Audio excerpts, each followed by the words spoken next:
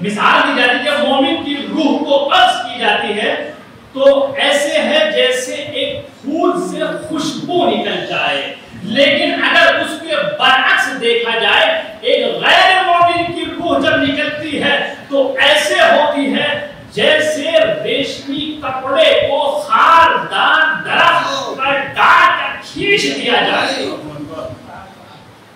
تو وہ کپڑا خاردار ہو جاتا ہے۔ یہ ہے مومن اور کافر کی موت ہے۔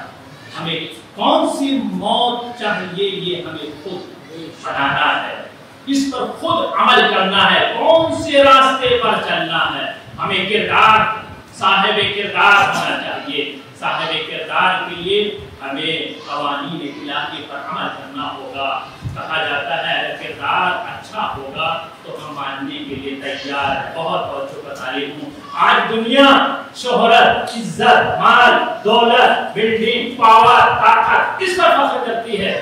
سب چیز کیا ہے؟ شجرے، حسب، نسب، قوم، قبیلے، خاندان سب کے سب موقوف ہیں ایک چیز پر، سب کے سب۔ لیکن اگر کردار نہ ہو، انسان کے پاس اخلاق نہ ہو، انسان کے پاس گفتگو کرنے کا انداز نہ ہو، انسان کے پاس معاشرے میں بیٹھنے کا سلیقہ نہ ہو تو انسان کو کیا کہیں گے؟